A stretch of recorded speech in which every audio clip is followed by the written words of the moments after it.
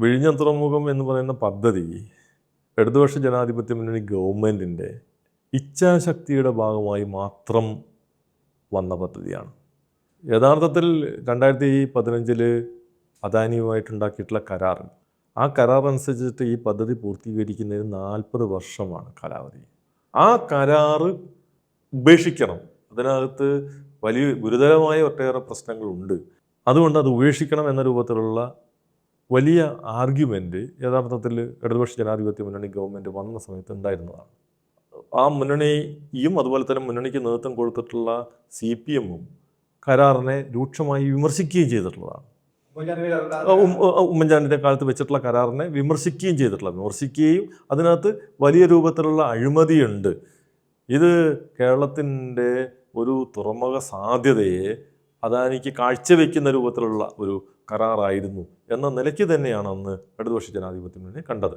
Government 2016 അധികാരത്തിൽ വന്നപ്പോൾ സ്വാഭാവികമായും ഗവൺമെൻറ് അക്കാര്യം പരിശോധിക്കുകയും ഈ കരാറിൽ ഇത്തരം പ്രശ്നങ്ങളൊന്നുമില്ല, അതുകൊണ്ട് കരാർ തുടർന്നോ എന്നല്ല ഇടതുപക്ഷ ജനാധിപത്യ മുന്നണി തീരുമാനിച്ചത്.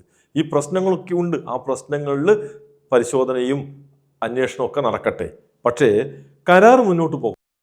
സംബന്ധിച്ചിടത്തോളം ഇനിയും ഇത്തരമൊരു പദ്ധതി നടപ്പാകുന്നതിന് കാലം വിളമ്പുണ്ടാകുന്നത് ഗുണകരമല്ല എന്ന നിലയ്ക്ക് ആ പദ്ധതിയുമായി മുന്നോട്ട് പോകണമെന്ന് തീരുമാനിക്കുകയും ആ കരാറ് റീനെഗോഷിയേറ്റ് ചെയ്യാൻ തീരുമാനിക്കുകയാണ് ചെയ്തത്.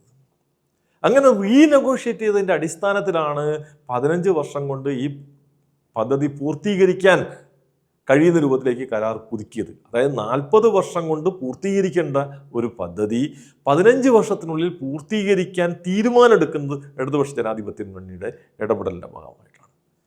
അത് മാത്രമല്ല, ഈ പദ്ധതിയുമായി ബന്ധപ്പെട്ട് ഉയർന്നു വന്ന എല്ലാ പ്രതിസന്ധികളെയും ഗവൺമെൻറ് കർശനമായി തന്നെ നേരിട്ടിട്ടാണ് ഈ പദ്ധതി നടപ്പാകുന്നത്.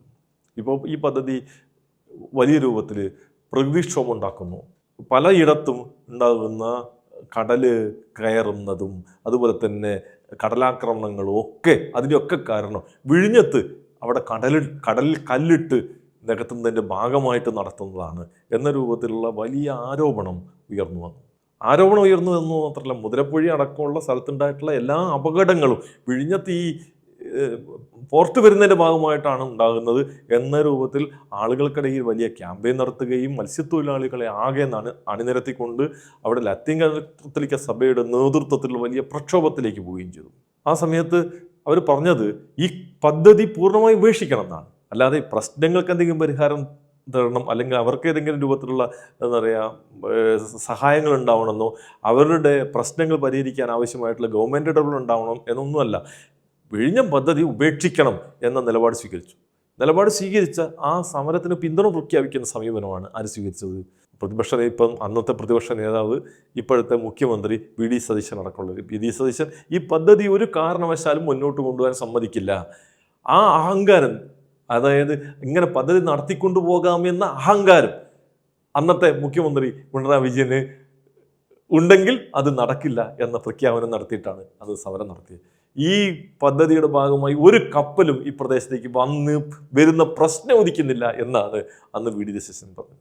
ഇപ്പോൾ VD സതീശൻ അതിൻ്റെ എക്സിം ഉദ്ഘാടനത്തിൻ്റെ ഭാഗമായിട്ട് പറയുന്നത് എന്താ, ഇവിടെ റോഡ് ഇൻഫ്രാസ്ട്രക്ചർ വേണ്ട രൂപത്തിൽ ഉണ്ടാകാത്തതാണ്. അവിടെ റിംഗ് റോഡിൻ്റെ സ്ഥലമേറ്റെടുപ്പുമായി ബന്ധപ്പെട്ട് അതിനെ തടസ്സപ്പെടുത്തുന്ന സമീപനം ഉണ്ടായി. സ്ഥലമേറ്റെടുപ്പിന് അവർക്ക് വേണ്ട കോമ്പൻസേഷൻ കൊടുക്കുന്ന കാര്യത്തിനകത്ത് തർക്കങ്ങളുണ്ടെങ്കിൽ അത് പരിഹരിക്കപ്പെടേണ്ട പ്രശ്നമാണ്. അത്തരത്തിലുള്ള പ്രശ്നങ്ങളല്ല. അങ്ങനെ സ്ഥലം ഏറ്റെടുത്ത് റിംഗ് റോഡ് ഉണ്ടാക്കേണ്ടതില്ല എന്ന് പറഞ്ഞിട്ട് അവിടെ പ്രാദേശികമായി പ്രക്ഷോഭങ്ങളുണ്ടായി. ആ പ്രക്ഷോഭം ഉദ്ഘാടനം ചെയ്തത് എൻ്റെ ഓർമ്മ ശരിയാണെങ്കിൽ അത് അടൂർ പ്രകാശാണ്. അപ്പം ഈ നിലയ്ക്ക് UDF-ഉം UDF-ൻ്റെ നേതാക്കന്മാരും പൂർണ്ണമായും ഈ തുറമുഖം നടപ്പാവാതിരിക്കുന്നതിന് വേണ്ടി ഏതൊക്കെ രൂപത്തിലുള്ള ഇടപെടലുകൾ നടത്താമോ ആ ഇടപെടലുകൾ മുഴുവൻ നടത്തി. അങ്ങനെ മുഴുവൻ നടത്തിയിട്ടും അതിനെയൊക്കെ ഇച്ഛാശക്തിയോടുകൂടി നേരിട്ട് ഈ പദ്ധതി നടക്കും എന്ന് ഉറപ്പുവരുത്തുകയാണ് ആര് ചെയ്തത്? ഇടതുപക്ഷ ജനാധിപത്യ മുന്നണിയുടെ 10 വർഷം കൊണ്ട് നടന്നത്. അങ്ങനെയാണ് ഈ പദ്ധതി പൂർത്തീകരിക്കുന്നത്. യഥാർത്ഥത്തിൽ അങ്ങനെ 10 വർഷത്തെ ഇടപെടലിൻ്റെ ഭാഗമായിട്ടുണ്ടായിട്ടുള്ള പദ്ധതി, ഈ പ്രതിസന്ധികളെ മുഴുവൻ നേരിട്ടുണ്ടായിട്ടുള്ള പദ്ധതി, ഈ പ്രതിസന്ധി മുഴുവൻ സൃഷ്ടിച്ച ആളുകൾ പറയുകയാണ്, നോക്കൂ നിങ്ങൾ ഈ പറഞ്ഞ പോലെ റോഡും മറ്റു കാര്യങ്ങളും വേണ്ടത്ര ഉണ്ടാക്കാത്തതിൻ്റെ ഭാഗമായിട്ട് ഇത് വലിയ കുഴപ്പമുണ്ടായിരിക്കുന്നു എന്ന് പറയുമ്പോൾ അത് യഥാർത്ഥത്തിൽ ജനങ്ങൾ അക്കാര്യം കാണുകയും മനസ്സിലാക്കുകയും ചെയ്യും എന്ന് തന്നെയാണ് പ്രതീക്ഷിക്കേണ്ടത്. ഇപ്പോൾ നമ്മൾ തോന്നുന്നത് എന്താ, ഇടതുപക്ഷ ജനാധിപത്യ മുന്നണിയുടെ കഴിഞ്ഞ 10 വർഷം ഈ പദ്ധതി തടസ്സപ്പെടുത്താനുള്ള ഇടപെടൽ ഇടതുപക്ഷ ജനാധിപത്യ മുന്നണി നടത്തി. ആ ഗവൺമെൻറ് ഈ പദ്ധതിയുമായി മുന്നോട്ട് പോകുന്നതിന് ഒരു നടപടി സ്വീകരിച്ചില്ല എന്ന നിലയ്ക്കാണല്ലോ ഈ പറയുന്ന പോലെ ഈ മുഖ്യമന്ത്രിയുടെ ഭാഗത്തു നിന്നുള്ള സമീപനത്തിൽ നിന്ന് തോന്നുക. യഥാർത്ഥത്തിൽ ഇടതുപക്ഷ ജനാധിപത്യ മുന്നണി ആയിരുന്നില്ല കഴിഞ്ഞ 10 വർഷമെങ്കിൽ കേരളത്തിൽ ഇത്തരത്തിലുള്ളൊരു പദ്ധതി തന്നെ ഉണ്ടാവില്ലായിരുന്നു എന്നുള്ളതാണ് വസ്തുത. തീർച്ചയായും പദ്ധതി ഇപ്പോൾ എക്സിം ഉദ്ഘാടനം നിർവഹിച്ചത് മുഖ്യമന്ത്രിയാണെങ്കിൽ പോലും ആ പദ്ധതിയുടെ എല്ലാ അർത്ഥത്തിലുള്ള ക്രെഡിറ്റും ആ വികസനത്തിനുള്ള എല്ലാ അർത്ഥത്തിലുള്ള അവകാശവും ഉന്നയിക്കാൻ കഴിയുന്ന രൂപത്തിൽ തന്നെയാണ് ഇടതുപക്ഷ ജനാധിപത്യ മുന്നണി ഉള്ളത്. അത് ജനങ്ങൾക്ക് ബോധ്യപ്പെടുന്ന കാര്യം തന്നെയാണ് എന്നാണ് എനിക്ക് തോന്നുന്നത്. ഇലക്ഷൻ കഴിഞ്ഞ് പുതിയ ഗവൺമെൻറ് വന്നിട്ട് ഒരു 3 മാസമായിട്ടേ ഉള്ളൂ. സ്വാഭാവികമായിട്ടും ഇപ്പം മീഡിയ ചോദിച്ചുകൊണ്ടിരിക്കുന്ന ചോദ്യം 3 മാസം മാത്രമായ ഒരു ഗവൺമെൻറ്റിനോട് അവരുടെ ഹണിമൂൺ പീരീഡ് ഉണ്ടല്ലോ, അത് കഴിയുന്നതിന് മുമ്പേ അവരോട് ഇത്ര അക്രമാത്മകമായ നിലപാട് പ്രതിപക്ഷം സ്വീകരിക്കാൻ പാടുണ്ടോ? ഇതാണ് ചോദിക്കുന്നത് ചോദ്യം. അത് ചോദിക്കുന്നത് ഗവൺമെൻറ് അല്ല, മീഡിയയാണ്. എന്നാൽ ഈ 3 മാസം കൊണ്ട് സംഭവിച്ചിട്ടുള്ള കാര്യങ്ങളുടെ ഒരു ലിസ്റ്റ് എടുത്ത് പരിശോധിച്ചാൽ ഒരുപക്ഷെ ഈ ഇത്രയേറെ ജനദ്രോഹപരവും രാഷ്ട്രീയമില്ലായ്മയും പ്രകടിപ്പിച്ചിട്ടുള്ള കാലഘട്ടം നമുക്ക് കാണാൻ കഴിയില്ല. അതിപ്പോൾ PM ശ്രീവിയിലുള്ള യൂട്ടേൺ ആയാലും ഉന്നത വിദ്യാഭ്യാസ രംഗത്ത് ഗവർണർ നടത്തിക്കൊണ്ടിരിക്കുന്ന ഇടപെടലും അതിൻ്റെ ഭാഗമായി ഗാന്ധി യൂണിവേഴ്സിറ്റിയുടെ VC അടക്കം സിൻഡിക്കേറ്റിലടക്കം ഒക്കെ നടന്നുകൊണ്ടിരിക്കുന്ന നിയമനങ്ങളായാലും ഇങ്ങനെ ഓരോ കാര്യം എടുത്ത് പരിശോധിച്ചാലും യഥാർത്ഥത്തിൽ കേരളം ഭരിക്കുന്നത് കോൺഗ്രസിൻ്റെ നേതൃത്വത്തിലുള്ള ഐക്യജനാധിപത്യ മുന്നണിയാണോ അതല്ല ഈ പറയുന്ന പോലെ BJP നേരിട്ടാണോ എന്ന് സംശയിക്കാൻ കഴിയുന്ന രൂപത്തിലേക്ക് കാര്യങ്ങൾ പോയിക്കൊണ്ടിരിക്കുന്നു. മറുവശത്ത് ഇപ്പം അദാനി അവരുടെ വിഴിഞ്ഞം പോർട്ടിൻ്റെ ഓഹരി കൈമാറുന്നതുമായി ബന്ധപ്പെട്ടുള്ള ഇഷ്യൂ, അവർക്ക് 50% ഷെയറിലേ ഉള്ളൂ. ആ ഷെയർ അവരുടെ ആകെ ഇൻവെസ്റ്റ്മെൻറ്റ് 2500 മറ്റോ കോടി ഉറുപ്പിയുള്ളപ്പോൾ 13,000 കോടി ഉറുപ്പിക്ക് അവർ മറച്ചു വെക്കുകയാണ്.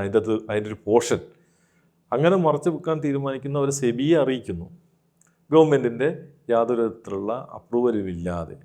അപ്പോൾ ഇതിനകത്ത് മുഖ്യമന്ത്രി പറയുന്നുണ്ട്, ഞാൻ അതിനകത്ത് പ്രതിഷേധം രേഖപ്പെടുത്തി എന്ന് മുഖ്യമന്ത്രി പറയുന്നുണ്ട്. പക്ഷേ വിവരാവകാശ രേഖയിൽ അങ്ങനെ ഒരു പ്രതിഷേധവും രേഖപ്പെടുത്തിയിട്ടില്ല, അങ്ങനെ എന്തെങ്കിലും ഒരു കത്തിടപാട് നടന്നിട്ടില്ല എന്നാണ് വിവരാവകാശ രേഖ പറയുന്നത്. ഇങ്ങനെ നമ്മൾ കഴിഞ്ഞൊരു 3 മാസത്തെ ഭരണം മൊത്തത്തിലെടുത്ത് പരിശോധിച്ചാൽ ഈ പറയുന്ന പോലെ പ്രിയദർശിനി ബസ് തുടങ്ങിയിട്ടുള്ള 1-2 ചില കാര്യങ്ങൾ നടത്തിയത് അപ്പുറത്തേക്ക് വളരെ ദൂരവ്യാപകമായി പ്രശ്നങ്ങളുണ്ടാക്കുന്ന നിരവധി നടപടികളിലേക്ക് ഈ ഗവൺമെൻറ് പോയിട്ടുള്ളതായി കാണാൻ കഴിയും. അത് അക്കമിട്ട് പറയുമ്പോൾ നമുക്ക് നമ്മുടെ ഈ പറയുന്ന പോലെ കയ്യിലെ വിരലുകൾ കൊണ്ട് പറഞ്ഞു തീർക്കാൻ പറ്റാത്തത്രയും എണ്ണം തന്നെ ഈ കാര്യങ്ങൾ വരികയും ചെയ്യുകയാണ്. അങ്ങനെ വരുമ്പോഴും യഥാർത്ഥത്തിൽ കേരളത്തിലെ മീഡിയ, അത് പ്രിൻ്റ് മീഡിയ ആയാലും ദൃശ്യമാധ്യമമായാലും രണ്ടും ഗവൺമെൻറ്റിനെ സംരക്ഷിച്ചു പോകുന്ന, പൊതിഞ്ഞ് സംരക്ഷിക്കുന്ന രൂപത്തിലുള്ളൊരു സമീപനമാണ് സ്വീകരിക്കുന്നത്. തീരെ വിമർശനങ്ങൾ ഉന്നയിക്കുന്നില്ല എന്ന അർത്ഥത്തിലല്ല. ഇത്തരം വാർത്തകളെ പൂർണ്ണമായും നമസ്കരിക്കാൻ ഒരു മീഡിയയ്ക്കും കഴിയില്ല. എന്നാൽ ഇത്തരം പ്രശ്നങ്ങളിലെ ദൂരവ്യാപകമായ ഫലങ്ങൾ എന്തായിരിക്കും എന്നത് സംബന്ധിച്ച് കൃത്യമായി പരിശോധിക്കാനോ റിപ്പോർട്ട് ചെയ്യാനോ പോലും പലപ്പോഴും പത്രങ്ങൾ തയ്യാറാവുന്നില്ല എന്നതാണ് വസ്തുത. മറിച്ച് പ്രതിപക്ഷത്തെ ആക്രമിക്കുക എന്നത് തന്നെയാണ് ഇപ്പോഴും ഈ മീഡിയ ചെയ്തുകൊണ്ടിരിക്കുന്നത്.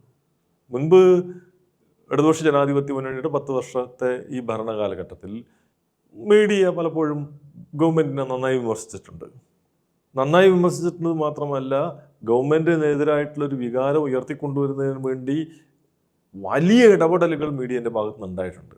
പക്ഷേ ആ സമയത്തൊക്കെ നിങ്ങളെന്താണ് ഗവൺമെൻറ് നടത്തുന്ന നല്ല പ്രവർത്തനങ്ങൾ എന്തുകൊണ്ട് റിപ്പോർട്ട് ചെയ്യുന്നില്ല, എന്തുകൊണ്ടാണ് അതൊന്നും കാണാതെ പോകുന്നത് എന്നൊക്കെ പറയുമ്പോൾ ഗവൺമെൻറ്റിൻ്റെ പ്രവർത്തനങ്ങൾ റിപ്പോർട്ട് ചെയ്യുകയല്ലോ, ഞങ്ങൾ പ്രതിപക്ഷത്തിൻ്റെ ധർമ്മമല്ലേ നിർവഹിക്കേണ്ടത്. മീഡിയ എപ്പോഴും പ്രതിപക്ഷത്തിൻ്റെ ഒരു ധർമ്മം നിർവഹിക്കേണ്ട, വിമർശനം നടത്തേണ്ട ഒന്നാണ് എന്നൊരു സമീപനമായിരുന്നു ഈ മീഡിയ പലപ്പോഴും സ്വീകരിച്ചിരുന്നത്. ഇപ്പോൾ പക്ഷേ അവർ ഭരണപക്ഷത്തിൻ്റെ ധർമ്മം നിർവഹിക്കുന്നു എന്ന നിലയ്ക്കാണ് ഇപ്പം മീഡിയ മാറിയിരിക്കുന്നത്.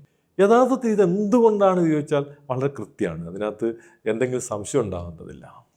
മീഡിയ ഒരു കാലത്തും പ്രതിപക്ഷത്തിൻ്റെയോ ഗവൺമെൻറ്റിൻ്റെയോ ശബ്ദം എന്ന നിലയ്ക്കല്ല, അവരുടെ താല്പര്യങ്ങളുടെ ശബ്ദം തന്നെ പ്രകടിപ്പിച്ചിട്ടുള്ളൂ. അത് പ്രിൻ്റ് മീഡിയ ആയാലും ദൃശ്യമാധ്യമമായാലും ഏത് മാധ്യമമായാലും അവരുടെ വാർത്ത ചെയ്യുന്നത് അവരുടെ താല്പര്യം എന്താണ് എന്നതിനനുസരിച്ച് തന്നെയാണ്.